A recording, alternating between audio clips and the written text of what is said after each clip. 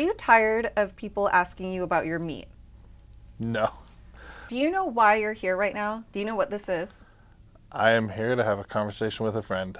Yes. So I have gotten a lot of questions about this when I told people I was going to talk with Matthew Miller, and they asked if I was doing an interview or starting a podcast.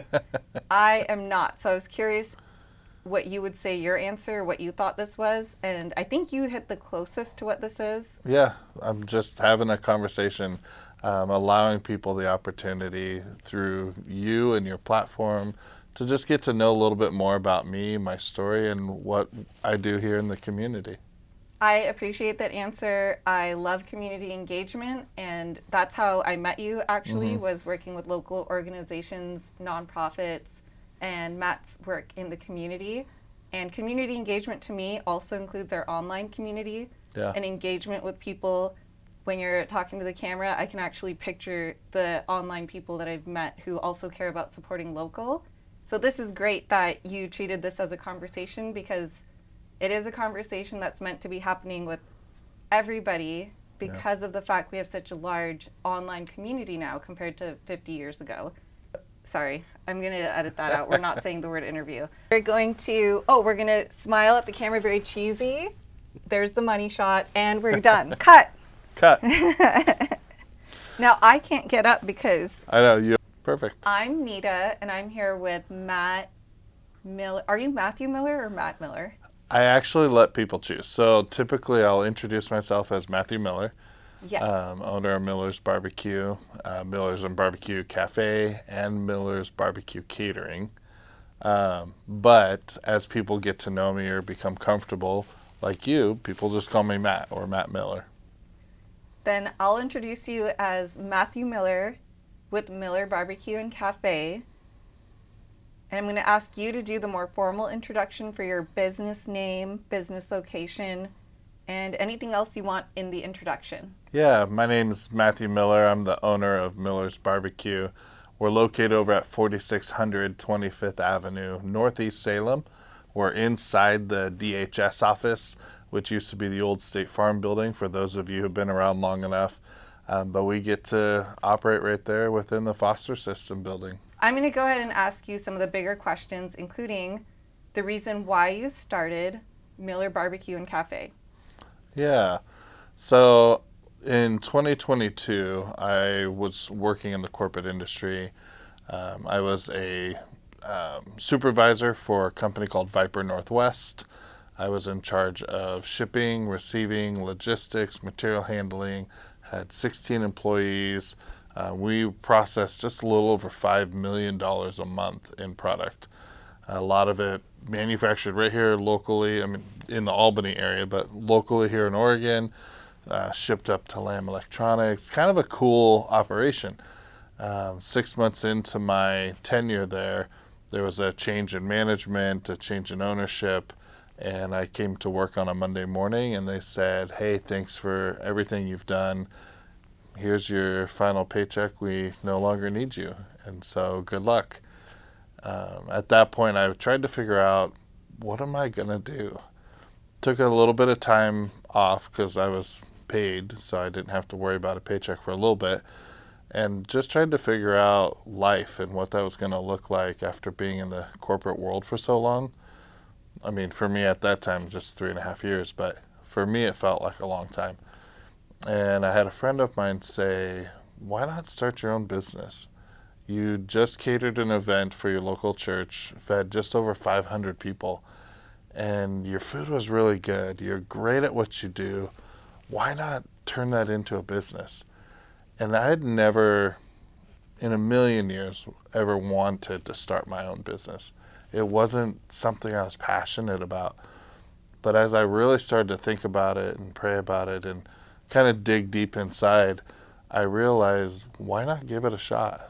Why not try at least stepping out of my comfort zone and see what happens? And here we are 3 years later with Miller's BBQ has grown from what started as a small catering company, grew into a food truck. I ended up opening a restaurant, And now I kind of operate all three entities simultaneously and interwoven throughout the community, and I love it. It opens so many doors and pathways to serve, meet amazing people like you and some of the other friends I have in this community in a way that the corporate world doesn't. And so I still have those struggles where there's times that the steady paycheck would be nice, but I don't think I'd ever trade it for what I get to do and the opportunities I have. I like what you said about operating all three entities simultaneously because I have seen your planner, your calendar, and how long it took to find the date for today. So I know that you are extremely busy. For Miller's BBQ and Cafe, what was the vision behind opening this business? Yeah, so some of the folks online, they know my story, but I grew up in the foster system. I was adopted at 8 years old. That story ended very hard. My adopted parents became very abusive, and I had to call the police on them. And so at 16 years old, I'm back in the foster system in high school, junior year, trying to figure out what life's going to look like after high school. And now this massive transition of what my housing now looks like, and then being bounced multiple homes throughout my year and a half left of school really kind of gave me an idea of one day I want to do something to help the kids that are in the system. And as my life's kind of taken its twists and turns and different paths, I realized I want to open up a nonprofit one day that really helps kids that are in the system or kids that are part of the system have a way to transfer out, but in such a way that really bridges a gap from foster care ending to adulthood starting very abruptly. Because right now, the way our system is set up and the way it works, a lot of kids hit 18 or graduate high school and it's, all right, good luck, you're on your own. Where do I transition? How does that work? What do I need to do? What are my next steps? And so I want to start a nonprofit program that allows that transition to be a little bit more seamless. It gives them a foundation to start adulthood. And opening and starting a business financially can give me that foundation to start that nonprofit. That actually goes in great for the next questions about future plans and how you plan to use Miller's BBQ to serve our community. Is that kind of that nonprofit you're talking about? That's exactly right. And so with Miller's BBQ, because I know one of the next questions right after is going to be vision.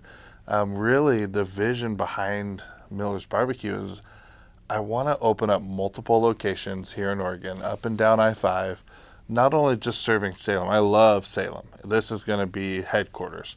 This is where I will operate out of. But I want to go up into Portland. I want to go down to Medford, Grants Pass, Roseburg, Eugene, hit some of these communities that could really benefit not only from good food, but from an organization that'll reach out into that community to really pull people in and say, hey, we're here to serve. We're here to give back. And then allow the funding that comes in. Most people who know me, I don't really care about money. I could care less about taking a paycheck. I want to give. And so I want the business to be the foundational support of the nonprofit. And then I'm not having to scratch for grants and funding and all of that. The business becomes that primary foundation and support for the nonprofit. That is great. I know a lot of local community members that want to know what their dollars are supporting. Mm-hmm. And this would be a great way for them to feel good about treating themselves to barbecue and also helping community. I'm going to shift us into barbecue talk because that is my favorite subject is food. Oh, man. I don't think you know this. You're talking to a foodie. No, you're right talking to... my favorite birthday meal is barbecue. Okay. Like even growing up, because I grew up on Indian food and curry every day. So when I would get asked, like, what do you want for your birthday?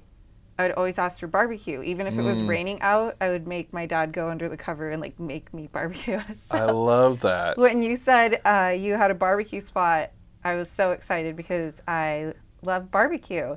Well, and I have something special for you then. What we do at our restaurant is anytime it's your birthday, your meal is on us. Well, I know where I'm going for my birthday. So I called this section of questions delicious descriptions. Oh, I love it. What types of food are at your cafe? So, because we opened a cafe, we're kind of this weird pseudo barbecue restaurant because we serve breakfast. Most barbecue restaurants don't. It's lunch and dinner or just dinner for some places. We're breakfast and lunch. And so I had to come up with a way, how do I transition barbecue that's your traditional lunch dinner item into a breakfast menu? So we serve brisket and tri-tip breakfast burritos, breakfast sandwiches like an egg McMuffin. But if you really want to break it down, it's your egg, it's melted cheese, a nice thick slice of brisket, topped with a leafy green on a toasted English muffin, or we now have bagels. You can do it on a bagel as a bagel breakfast sandwich. So we found creative ways to incorporate that, but we also, now that we have breakfast, we have your ham, your bacon, your sausage, biscuits and gravy. We're looking at doing some breakfast specials where we're going to roll in probably some pancakes and do a little bit more of a traditional breakfast plate. And so I'm pretty excited about the uniqueness of what we do and how we offer it, but also the versatility. And yes, we're a barbecue restaurant, but we're not just barbecue, we're food. We serve the community. That's why it's Miller's BBQ and Cafe. And cafe. You mentioned eggs earlier. Have you seen the egg prices lately? I'm thankful that they're lower than they used to be. They used to be astronomical. I was just like, oh my gosh, what are we going to do? And then the prices have come down a little bit. They've come up just a bit, but they're still more affordable than they used to be. I love a good breakfast sandwich. Me too. So, barbecue for dinner, breakfast sandwich in the morning. At your restaurant, what are some of your favorites on the menu and why? All right, so we'll start at breakfast because that's what we were just talking about, and I love breakfast. But for me, the bagel breakfast sandwich is probably one of my favorites. It's not too much. It's kind of that just right amount, and then getting it with the tri-tip. So you have your thinly sliced steak on an egg sandwich. It's just heavenly. I really, really love that. Second favorite for breakfast would be our biscuits and gravy. I make my mom's scratch-made sausage gravy. I've added my own little twist to it. It's a maple sausage, so Jimmy Dean's maple sausage. So you get a little bit of that sweet and the savory, but I also throw in a handful of crumbled bacon into it. So you get this sausage, yes. bacon. Bacon, It's yes. so good. So that's probably my second. I hand make the biscuits myself. I'll make up a whole bunch. We'll freeze some, keep some fresh. But then I make those at least once a week for the restaurant. If I transition to lunch, however, quesadillas or grilled cheeses are some of my favorite. And we do a barbecue quesadilla and a barbecue grilled cheese. Although right now, for what we just did this week, I made my homemade chili. And my Yes. chili is, it's good. I think I saw that on your social media post. Yes. And the rainy weather today, I was thinking about that chili. Perfect for cool weather days. Do you have a favorite recipe or meal for dinner? For dinner, probably not necessarily, I would say, favorite. I would probably stick along the similar lines. I'm obviously a little bit larger guy, so I like my carbs. But pretty much anything with brisket or tri-tip is probably going to be right there in that ranking for me. Our chicken is pretty good. I do have a friend who comes in once in a while. He'll order just a full pound of chicken. That's all he'll get. He'll just sit there and eat chicken. He's like, it is so good. I actually had one person comment. They're like, do you put crack in this or something? Because it is delicious. I said, no, it's just cooked with love. There's another meal or food item at your cafe that a lot of people talk about, that I've heard talking about, is your mac and cheese.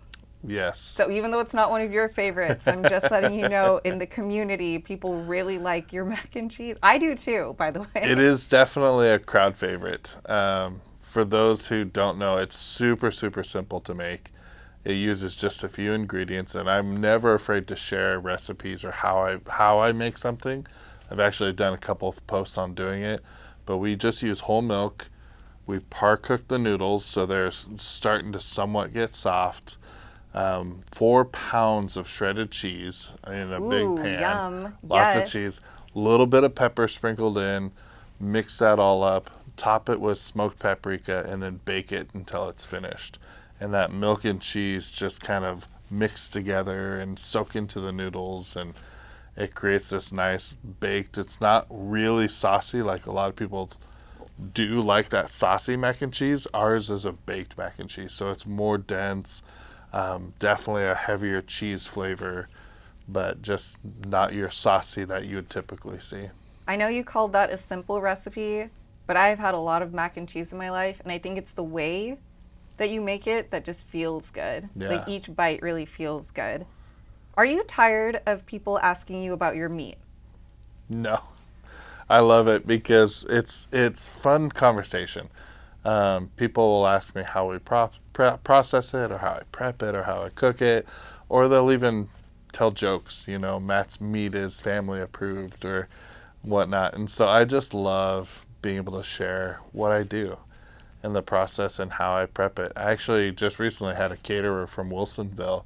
He reached out to me and he said, "Hey, I have this big event I'm doing. I don't have enough smoker space, but I trust how you cook your meat. Can you cook 3 briskets for me?" And so he provided the meat, he provided the seasoning. He just needed my knowledge and how I process and prep and cook to prep it for him, and he knew it was going to be okay for the event he was catering. He received the meat from me, and he texted me later that day and he said, "Matt, this is perfect. Thank you so much." That is really exciting. Yeah, so I love it. That kind of leads into the next question here. What inspires your recipes? A lot of it's just listening to my customers. I know how to cook a lot of different foods, maybe not a lot of different ethnicities, but a lot of the comfort food that a lot of people like. And so when a customer will reach out to me and say, "Hey, I know you make potato salad and you make it really well, but I have this recipe that my grandma used to do. Is this something you can make for me?" And so we'll do catering events where we'll make someone's special recipe because it means so much to them, especially a celebration of life. I had a celebration of life reach out one time, and it was remembering their grandma. And they had this recipe for a specific tossed salad that she used to make for every family gathering. Yes. And it's simple to do. And one of the things that we wanted to pride ourselves in with our service to people, the way that we give back, is we're not set to say, "No, you have to use our recipe or our salad," or "This is the way we've always done it." Our mission is to serve others. It's 3 words. It's super simple. To serve others. And if somebody wants something that's not on our menu or that really special to them, I'm all for it because it just allows us another door that we get to serve somebody in a unique or different way. I appreciate that explanation. I know it's kind of tricky to explain what inspires your recipes, but you are a person who loves community, so it makes sense that community inspires your recipes. I'm going to switch us away from food and into your community involvement. I would love to ask, what are some of the causes that you are passionate about? Oh my gosh, there are so many. Yes. As you've seen my calendar, you mentioned Yes. earlier, I'm very involved. 3 of the boards that I serve on, one is for foster kids. It's called Fostered Memories Network. Just started this year as a nonprofit. And the mission behind it is every child's childhood deserves to be remembered. And so it's a conglomeration of photographers who are certified through DHS to be able to capture the childhood memories that oftentimes with a foster kid are lost or never captured, or the child moves from home to home to home and the photos are never transferred with them. And so you become an adult like me, or another guy whose wife serves on the board, and the kids asked him when they got old enough, Daddy, do we look like you? And he said, I don't know, because he had one baby picture from his entire childhood. And so when I was reached out about that organization, I said, yes, I'm all in. How do we start? And so we just got up and running. We're officially about to launch on Giving Tuesday, our first campaign. And so anything really related around foster kids, I'm all in. I help give back to CASA. I've done quite a bit with Liberty House. We have our own foster family Christmas, which I'm learning now that the correct way to say it is resource family. I grew up in the era where it was foster family, but it's resource family. We have our third resource family holiday party this year, hosted by Miller's BBQ. And so really, again, for me, anything foster related is a huge give back. Another organization I'm connected with is Kicking Cancer. I really love the mission of being about community, gathering community members around individuals who are battling cancer. My grandma last year passed away from cancer, very aggressive breast cancer that spread throughout her body, and she ended up losing her battle to breast cancer.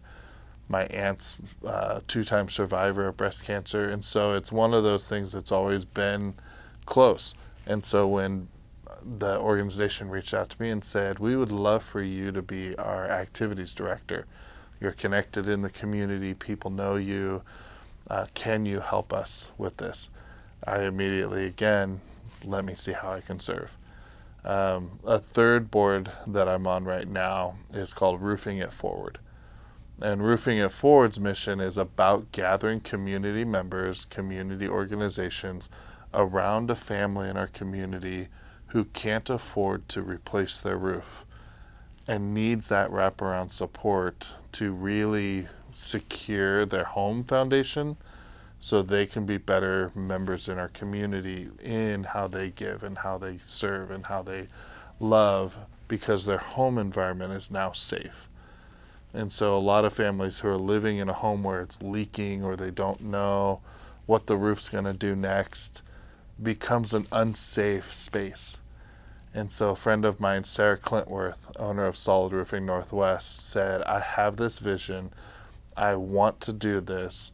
She actually ended up starting her own roofing company, just like I did with Miller's BBQ, to start her own nonprofit. So when she told me the idea, I said, when do we start? And it was one of the first times where she was met with somebody who said, okay, that's a great idea. I'll support you when you're ready to go. I didn't say it. I was like, when do we start? Can we do it tomorrow? And so it became one of those pushes for her to say, okay, well, let's do this. It's possible. And so I became a board member. We just did our first roof this year for a single mom with a little girl who now have a safe place to call home because they're not worried about what's going to come through their roof anymore. And we're already lined up to do our next one in June this next year.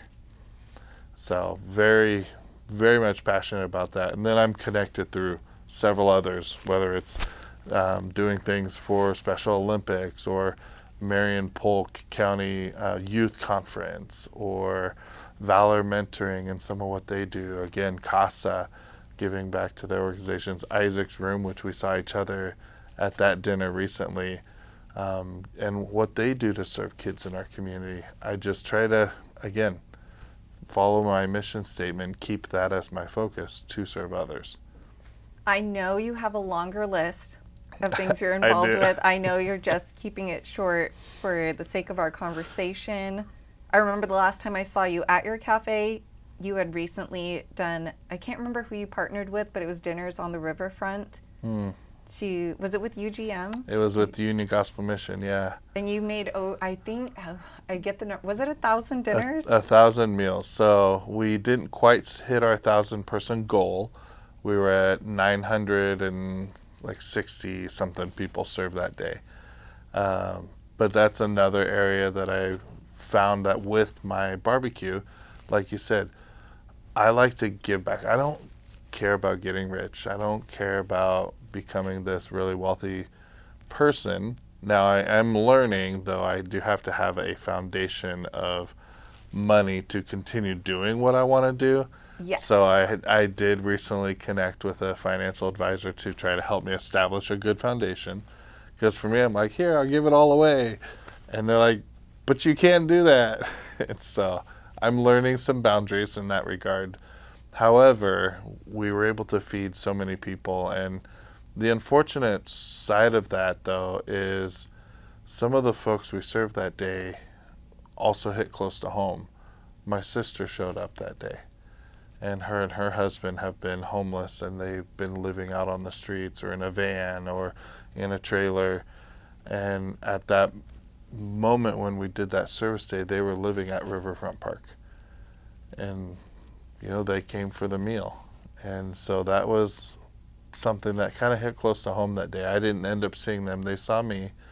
Texted my dad later that day, said, hey, we saw Matt out serving, and he helped feed us our meal that day. So yeah, it was kind of surreal to say, yeah, I love serving people food, but my own family were there that day. Absolutely. You put a lot of work into community, and with how involved you are and the way that you grew up, of course, there's going to be overlap in stories Yeah. that hit home for you. I did want to touch a little bit on that because almost 1,000 dinners, that's a lot of work on your part. Do you have an estimate of the hours of cooking and prep time it took before that event? We fortunately had a great volunteer base. So if I were to add up everybody's hours, I mean, it would be a lot of hours spent from each individual person and then combined. But we had a grill team of 4 people that day just to cook all the steaks. I ended up doing the mashed potatoes by myself at UGM the night before, but we had Leslie Ricewick, who's also big in our community. She helped do all the green beans. Had a whole team of people helping put together the sauces, season all the steaks, and so we probably had the night before. We really overestimated how long it was going to take to prep it all because we had a great team. We had like 7 people there. And we finished in an hour and 45 minutes on just the 3 items of seasoning the steak, doing the green beans, and the mashed potatoes. Started at 7, we were done by 8:45. The next day, however, we started set up at 5 a.m., started cooking at 9, and we were done at 2. And so it took a little bit of time. I did go back to the restaurant that night before and start cooking the pork butts all night to feed all the volunteers the next day. So we put together a meal for 300 volunteers that came out to serve all the food that we prepped. I do remember you saying this a few years ago when we met, that you cook the night before at weird hours because that's what you have to do for good barbecue. Yeah. So I had an event over the weekend, one for the caterer that I did the briskets for. And sometimes it's quite interesting. You cook overnight, you know the timing, you know when it needs to start, so it can be done by a certain point. You're able to wrap your meat, then you pull it off the grill at the set times. And sometimes my smokers are starting to age a little bit. I started the meat, and an hour later just went to go make sure the temperature was right, and it was off. And I'm like, okay, why is it off? So I tear it all apart, pull the auger out, make sure it's all cleaned out, start her up again. An hour later, it's off again. And so that night I had to tear it apart 3 times before I found the issue. Well, that put me 4 hours behind on my cook for that event. And so sometimes it gets a little stressful at night where you don't sleep as much as you normally would because you're trying to make sure that meat cooks the way it's supposed to, gets done on time. And I barely made it by 15 minutes before it was supposed to be picked up, but it was close. So I ended up sleeping at the cafe that night on one of the couches just to make sure it cooked properly.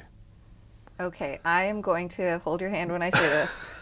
Moral support here, physical contact. I would have started crying. I would have thrown something. I would have quit. Maybe I wouldn't have quit. Maybe I would have cried and like tears into the sauce. But that is really hard work, and I know that it's worth it for the quality. And I Yeah. know that everybody who's tried your food, because I saw you at the vet care event earlier this year too, and everyone was raving about the food. And thank you for your help and support of veterans as well. Delicious, worth it, Thank hard you. work. It's definitely became a passion project. I tell a lot of the young kids I go and speak in the schools, talking to kids who want to be entrepreneurs. I go to Yes. CTEC and speak with the students there about culinary. And I always tell them culinary is one of the best professions because the thing that matters the most, I could have a super stressful night trying to get this product cooked just right. Maybe by the time I wrap it, I have to finish it in the oven. You know, whatever needs to be done to make it just right so it's ready. But it's the moment the customer takes the first bite and you get to see their face just light up, the smile on their face, the joy on in their heart, the radiant of wow, this is so good moment makes it all worthwhile. Yes. Even the hassle of the 10 hours you had prior to getting that ready for that one dish makes it all worth it. And you don't think about the rest of it. I hear you, and I know that is something that I've seen when we connected in person, just being giving people, birds of a feather flock together. Now, I am going to switch away from talking about barbecue and food and into running a business. Yeah. So, my first question about this for you is what are some of the challenges you faced when you started Miller's BBQ and Cafe? One of the biggest challenges, again, back to our little bit of our conversation earlier, I didn't want to do this. It wasn't a passion of mine to be a business owner. You know, when you grow up in the lifestyle that I grew up in, very abusive, very much controlling, I was told my whole life by my adopted dad I was never going to amount to anything. I would never be anything more than a laborer or a grunt or a peon within a business. And so I never had the aspiration to want to do anything bigger per se. I did have the aspiration that I wanted to prove him wrong. And so when I had opportunities to become a manager and to help run departments in an organization, I felt like, okay, I finally proved him wrong. This time I had the opportunity to be a business owner, and I'm like, I don't know if this is what I want to do. I just love cooking and feeding people. Do I want to make that my business, my day-to-day job? What if I lose that passion of feeding people? What if I lose that desire of what I already love to do? And so it was kind of scary at first. And then also not knowing where do I start. I didn't go to college. I did a little bit, but I didn't go to college to be an entrepreneur or business owner. I went to school to study music and to sing opera and to share a voice, not run a company. And so I had to learn a lot of hard knocks along the way that have been good, and some of them have been tough. You know, having to fire my first employee, that was a hard one. You know, people see me, they know I'm a soft-hearted guy, but I was nervous, a big nervous wreck, just a ball of angst. And after I had to let them go, I went to my office and cried because I build such deep connection with people that it's really, really, really hard to say goodbye, to say, hey, this isn't going to work. And to let them go is hard for me because I want everybody to have a chance to really thrive and grow and become the best versions of themselves. But people have to want that for themselves too, not just me.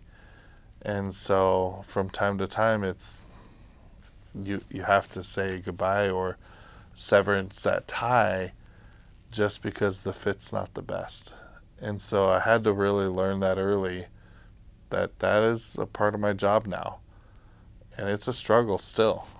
I've had to let go of a few people over the last couple of years. And that's still a big struggle as a business owner. And then one of the other things that I know I'm awful at, which I've already said tonight here, is the money. You know, my heart is just give it away. I wear my heart on my sleeves. Um, you know, somebody has a need, I can fill that. Somebody has a need, I can do that.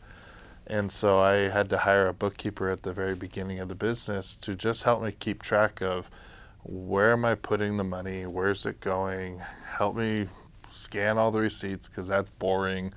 I don't want to write that report, that's tedious. And so I just want to cook and serve food to people and have fun. And yet there's still the boring business side of things that you have to do.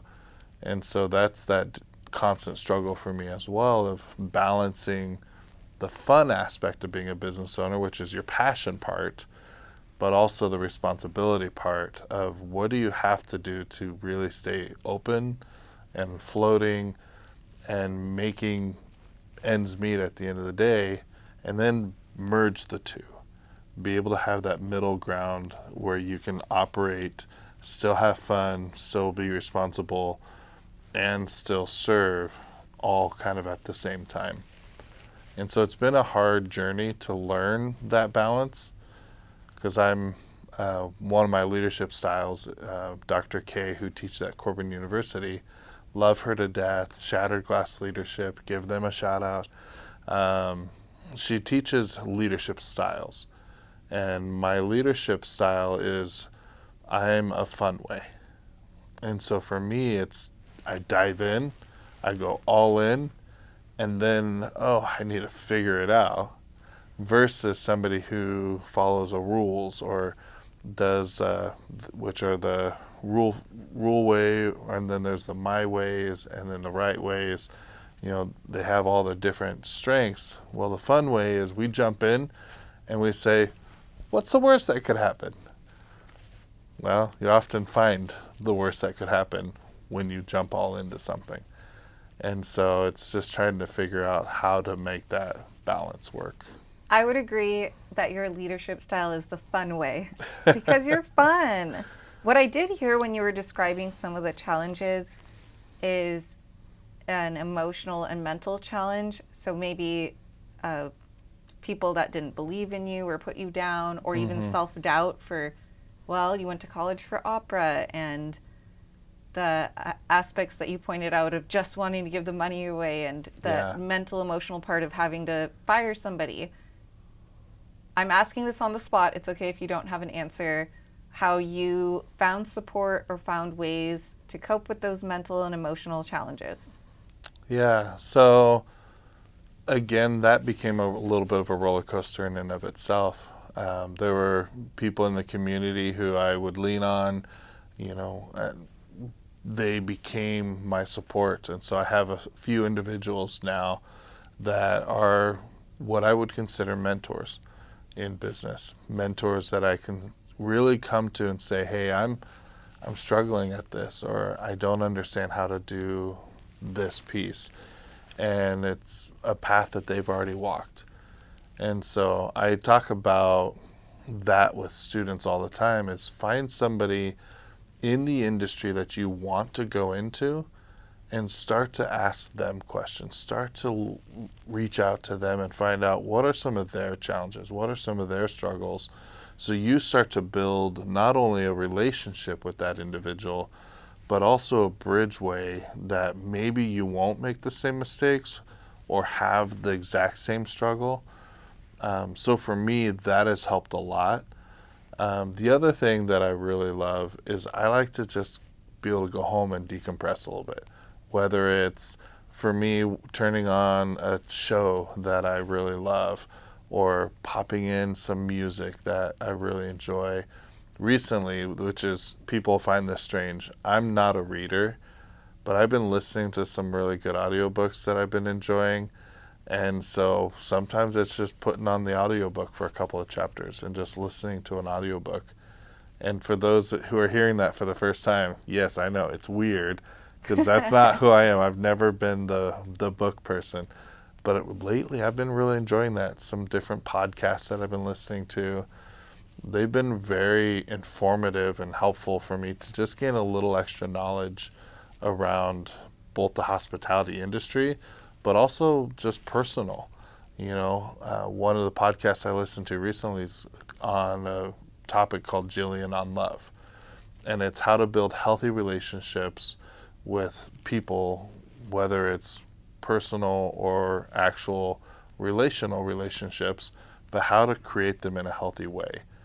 Because I found for me, I never really established good personal boundaries.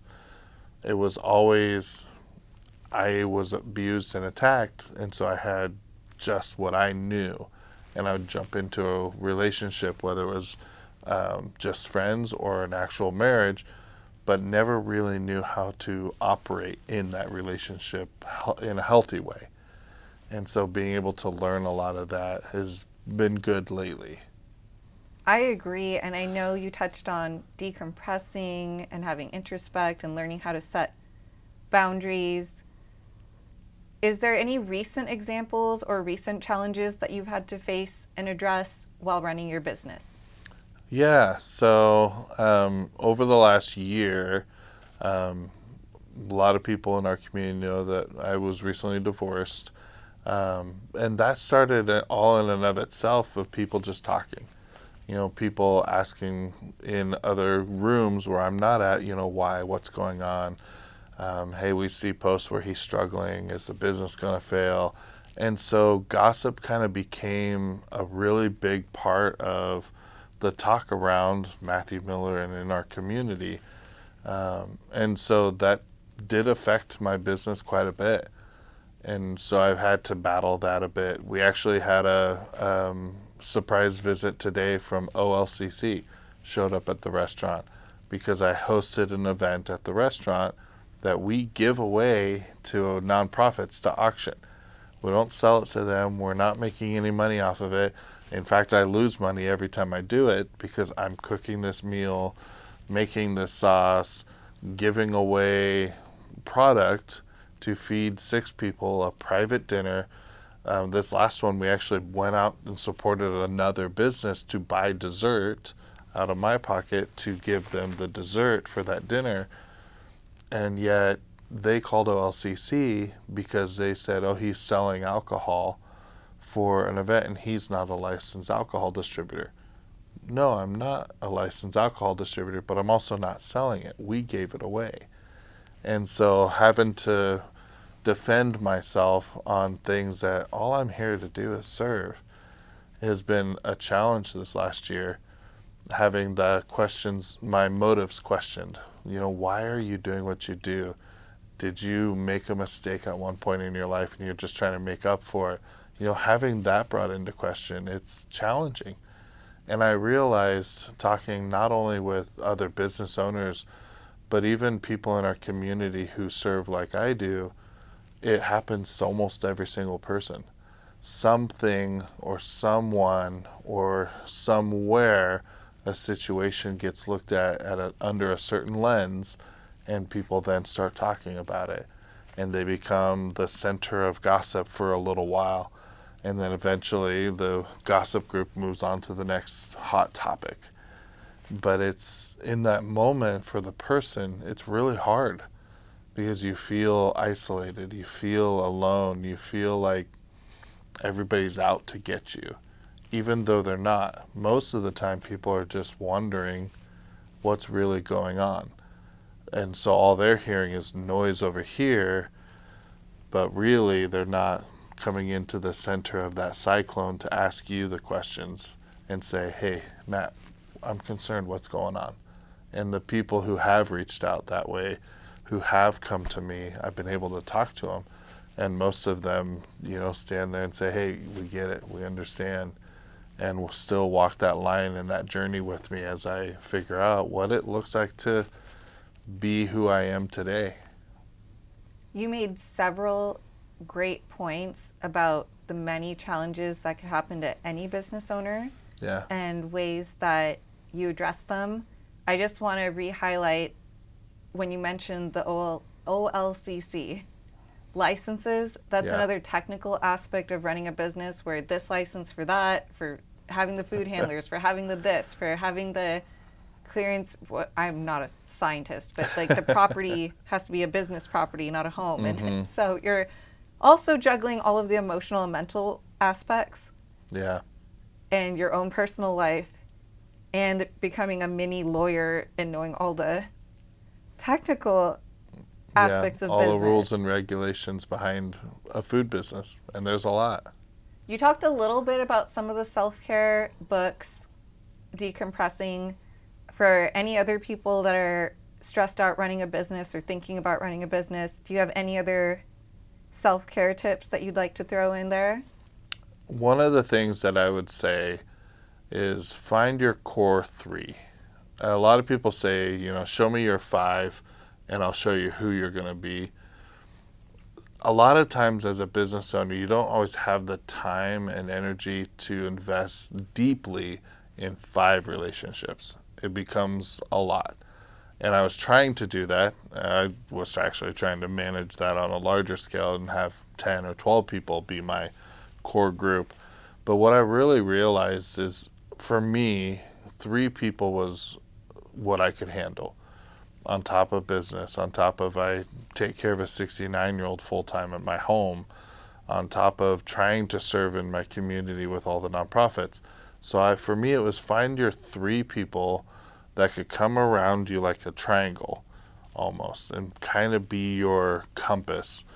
Because if you think about it, back in the day, even GPS does it now. You have your 3 points that you can triangulate what's my true north. It's not 5, it's not 6. That probably helps if you have more points, but they need 3. And so I like that 3 people, because for me, I can now bounce ideas off of just 3 individuals, get their feedback, and then be able to take it and say, okay, this is the direction I should be going. And so I would tell anybody, and whether you want to call them a mentor, whether you want to call them your best friend, whatever title you want to give them, great. I would say find 3 people that you can trust without a doubt, that if I were to pick up the phone at 2 a.m. and say, hey, I have an emergency, they're going to answer, they're going to show up, they're going to respond. They become essentially your anchor to allow you to do what you want to do and serve the way you want to serve, give back the way you want to give back, whatever it is you want to do. But you have a good core group of people that help become your foundation. I've never heard that before, and I love it. The 3 rule. I could picture 3 people immediately in my mind while you were talking about that. So I hope that other people were picturing their people too. I have 2 last questions for closing us out. Okay. So one of the questions that I have, because normally when you see me, I have just my cell phone. Mm-hmm. And now we're in this beautiful CC media setup. How excited are you that I have new tools for doing community engagement and you get to be here? I love this. This is really cool. Looking at all the lights, looking at the cameras. Local community resource, local news, local business owner. Local interviewer. I'll take it. I'm the girl with the cell phone. The girl with the cell phone. But now, more professional. But mostly, again, to help showcase other people, not me. I'm excited to be behind the camera or lift other people up. My last question to close us out is if you would like to say any upcoming events that are going to be happening at your cafe or any upcoming special items on the menu. Yeah, so we have a couple things upcoming. So if we'll start where we're at right now, Thanksgiving's coming. And so every year for Thanksgiving, we do our smoked hams, our smoked turkeys, but also our individual meals. One of the things that we noticed a couple of years ago is we have friends who are a similar age group, like our friend Barbara McReal. Love her to death, but it's just Barbara. She doesn't want to cook a whole turkey just to have a Thanksgiving dinner. So we started packaging and putting together individual holiday meals. So we're starting to take orders. We're starting to assemble our list of people who are going to receive those meals. And so that's one thing that we have coming up. They're available to purchase now and then pick them up right before the holidays so they're fresh, they're ready, And whether you're a one-person household like our friend Barbara, or you're going to have a party of 20 people over and you want to get 2 hams or 3 hams, we got you covered. And we'll take on that extra stress of the long cook times, so that way all you have to do is heat it up the day of. You're able to spend more time with the family, more time with your friends, and not in the kitchen the whole time. So that's one thing. We do that again for Christmas. Prior to Christmas, though, we have our 3rd annual Resource Family Holiday Party, where we're doing a toy drive. So we're reaching out to our community to say, hey, if you have any toys, we're really wanting to focus this year on the teenagers. We often do get enough gifts for the youngs and the littles, but we don't often get enough for the 13 to 18-year-old range, which are hard to buy for. We understand that. Most of them are looking for something in technology. Most of them are wanting something that's super expensive. But one thing that went really, really well 2 years ago was I assembled 25 coffee cups with 2 $10 gift cards for local coffee shops here in downtown Salem, $20 to a local pizza place where they could meet up with their friends, get a pie, share it, and some chocolate. And those flew out the door. The teenagers are like, this is great. I now have a coffee cup. I can go to a couple coffee places with my buddies. I can get some pizza. I got some chocolate. This is great. And they're simple to do without it being super expensive. And so that's one thing that I encourage if anybody is interested in doing or wanting to partner with us to do. We've got information on our website or on our social medias to be able to either donate towards helping us buy more of those, or where to drop things off like that for our holiday resource party. So we're looking for that.